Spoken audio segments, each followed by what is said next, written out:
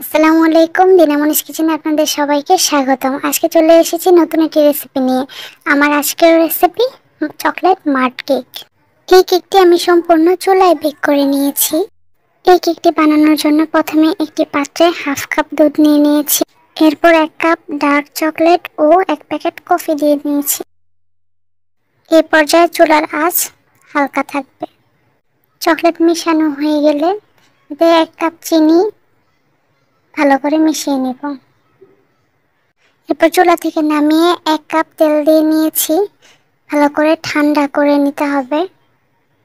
একটি পাত্রে ছাঁকনি দিয়ে প্রথমে 1 কাপ আটা, 1 চামচ কোকো পাউডার, 1 চামচ বেকিং পাউডার, অল্প পরিমাণ বেকিং সোডা ভালো করে ছেঁকে নিতে হবে যাতে শুকনো উপকরণগুলোতে কোনো দানা না থাকে। ছাঁকা হয়ে গেলে ভালো করে চামচ দিয়ে মিশিয়ে নিতে হবে। এরপর আগে বানিয়ে রাখা ব্যাটারটিতে 3টি ডিম দিয়ে ভালো করে মিশিয়ে নিতে হবে। উপকরণগুলো ভালো করে বিট করা হয়ে গেলে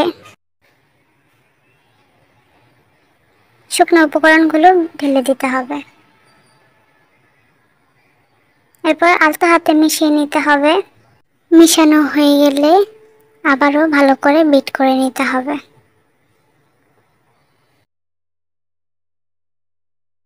এরপর একটি বাটিতে ভালো করে অয়েল ব্রাশ করে নিয়ে ব্যাটারটা ঢেলে দিতে হবে। আমি একটু হাইট কেক বানাবো, তাই বাটি থেকে একটু উঁচু করে কাগজটা রেখেছি। আপনারা চাইলে বাটির সমান করে কাগজটি লাগাতে পারেন। 40 থেকে 50 মিনিট পর একটি কাঠি দিয়ে চেক করে নিতে হবে কেকটি সম্পূর্ণ হয়েছে কিনা। কেকটি সম্পূর্ণ বেক হয়ে গেলে এটিকে ঠান্ডা হওয়ার জন্য রেখে দিতে হবে। ঠান্ডা হয়ে যাওয়ার পর এর উপরে থাকা কাগজগুলো আস্তে আস্তে ছাড়িয়ে নিতে হবে। আপনারাও যদি এই রেসিপির উপকরণগুলো ঠিকভাবে ব্যবহার করেন তাহলে আশা করি আপনাদের কেকও এরকম স্পঞ্জ আর সফট হবে। এখন কেকটাকে লেয়ার করে কেটে নিয়েছি। আমার এখানে 4টি পিস হয়েছে। আপনারা চাইলে 3টা পিস রাখতে পারেন। এটা যার যার ইচ্ছার উপর নির্ভর করে।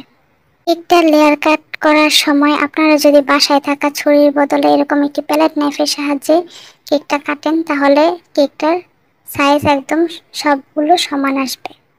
দেখতে দেখতেই আমার কেকের লেয়ার কাট করা কমপ্লিট।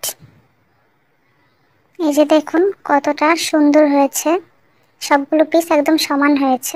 এখন এটাকে ক্রিম দিয়ে ডেকোরেশন করার জন্য আমি এটার জন্য একটি চকলেট ক্রিম বানিয়ে নিব। এর জন্য প্রথমে লাগছে 1 কাপ হুইপ ক্রিম। এখানে আমি ডার্ক চকলেট নিয়ে নিয়েছি। ডার্ক চকলেটটাকে পিস পিস করে কেটে নিয়েছি 1 কাপ পরিমাণ। যেন হয় সে অনুযায়ী ডার্ক চকলেট নিয়ে নিয়েছি। এরপর হালকা আঁচে চকলেটটাকে মেল্ট করে নিব। ঠান্ডা করে র্যাপিং পেপার দিয়ে মুড়িয়ে 2 ঘন্টা ফ্রিজে রেখে দেব। এরপর ফ্রিজ থেকে বের করে এটিকে ততক্ষণ পর্যন্ত বিট করতে থাকবো যতক্ষণ না পর্যন্ত এটির রং পরিবর্তন হয়। বিট করা হয়ে গেলে এটি এরকম ঘনত্বে চলে আসবে। এরপর একটি কাপে সুগার সিরামের সাথে 1 প্যাকেট কফি মিশিয়ে নিয়েছি। এই সিরামটি কেকের প্রতিটা স্লাইসে দিয়ে তারপর ক্রিম ব্যবহার করব।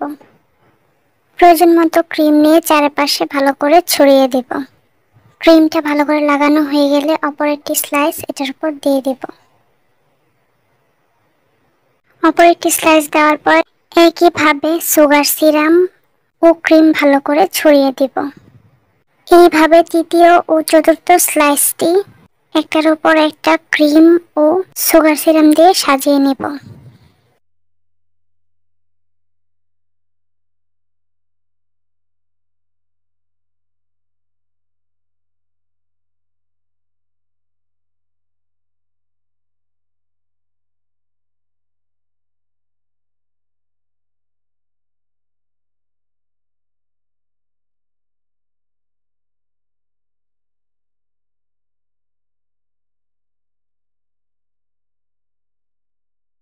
এরপর চতুর্থ লেয়ারে ক্রিম দিয়ে ভালো করে ক্রাম কোটিং করে নেব। আপনারা চাইলে তৃতীয় লেয়ারও ক্রাম কোটিং করতে পারেন। আমার কেকটি একটু হাইট হবে তাই আমি চতুর্থ লেয়ারে ভালো করে ক্রাম কোটিং করে এর উপর চকলেটের আরেকটি লেয়ার দিয়ে নিয়েছি। চকলেটের এই লেয়ারটা দেওয়ার সময় একটু তাড়াতাড়ি করেই চারপাশে চকলেট ছড়িয়ে দিতে হবে, তা না হলে চকলেট খুব দ্রুতই শক্ত হয়ে যাবে। পরে আর এটিকে চারপাশে সমানভাবে ছড়িয়ে দেওয়া যাবে না। তাই এই কাজটি খুব দ্রুত সারতে হবে। কেকের চকলেটের লেয়ার দেওয়া হয়ে গেলে চকলেট ওয়েফার রোল দিয়ে কেকটির চারপাশ ডেকোরেশন করে নিলাম। কেকটিকে ফ্রিজে রাখার আগেই এই রোলগুলো লাগিয়ে নিতে হবে, তা না হলে চকলেট শক্ত হয়ে গেলে এই রোলগুলো আর আঠা লাগবে না, আঠা লাগলেও খুলে পড়ে যাবে বা ভেঙে যাওয়ার আশঙ্কা থাকতে পারে। এরপর কেকের উপর চকলেট ক্রিম দিয়ে আপনার ইচ্ছা মতো বার্তাটি লিখতে পারেন বা সাজিয়ে নিতে পারেন। এরপর ইচ্ছে মতো সুগার বল দিয়ে ডেকোরেশন করে নিলাম।